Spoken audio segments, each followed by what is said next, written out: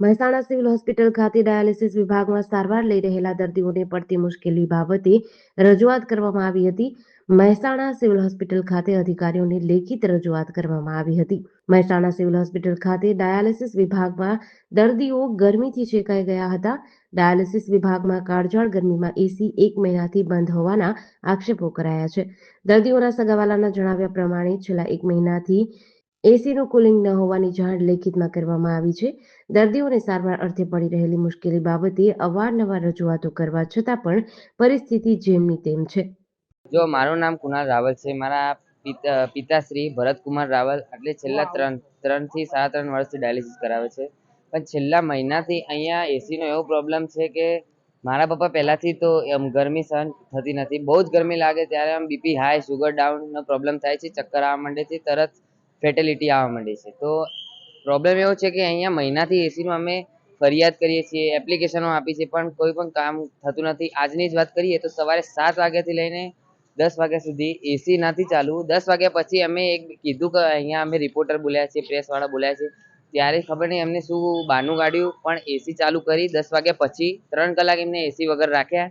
અને પછી મુશ્કેલીથી અમે કીધું ત્યારે એસી ચાલુ કરી. અમે કહીએ ત્યારે અમે કીધું કે પ્રેસવાળા આવે છે, તો એમને સામેથી એવું કીધું કે કોઈ પણ પ્રેસવાળાને હોલમાં ડાયાલિસિસ સેન્ટરમાં એન્ટર થવા નહીં મળે. જોકે એ તો સાચી જ વાત છે, ઇન્ફેક્શનના લીધે એમને ના આવવા દેવાય. પણ તોય અમારી મહિનાથી આ રજૂઆતને એ રહ્યા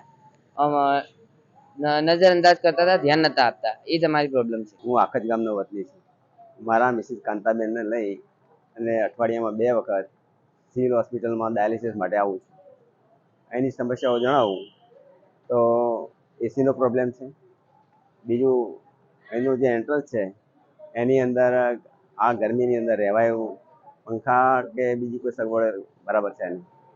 ચેર નથી, વ્હીલચેર જે છે વ્હીલચેરનો પ્રોબ્લેમ છે. મૂતળી પણ ઉભરાય છે.